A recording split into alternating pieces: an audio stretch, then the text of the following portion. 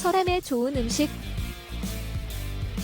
서람은 혀의 가장자리에 발생하여 식사, 말하기 등 우리 생활에 매우 중요한 역할을 하며 구내염으로 착각하기 쉽지만 구강검진을 통해 발견할 수 있기 때문에 조기에 발견되는 경우가 많다고 합니다. 거울을 통해 유관. 구강암은 입안에 발생하는 암의 총칭으로 그중 가장 흔한 것이 서람입니다.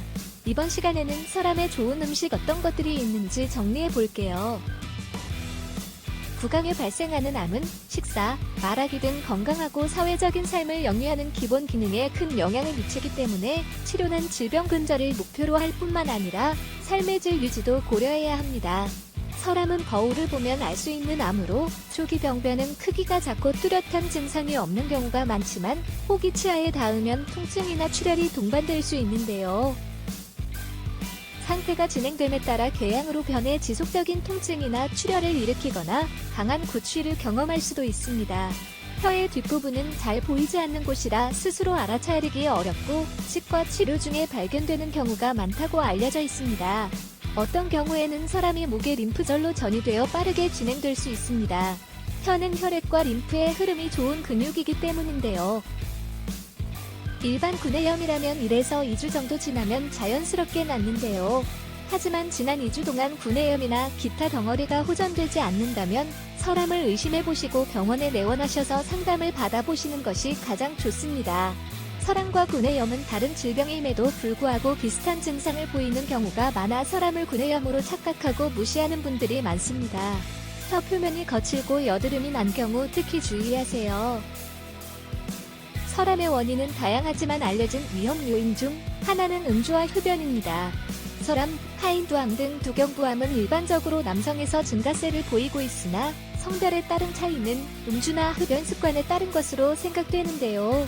또한 치아가 안쪽으로 기울어져 있는 것도 요인 중 하나로 알려져 있는데 이는 치아가 혀와 접촉할 때 만성 자극을 유발할 수 있습니다.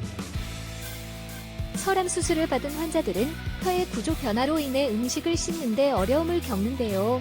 또한 다량의 타액이 입안에 축적되어 침을 흘리게 될 수 있습니다. 또한 반복적인 호흡으로 인해 기관지 염증이 발생할 수 있습니다.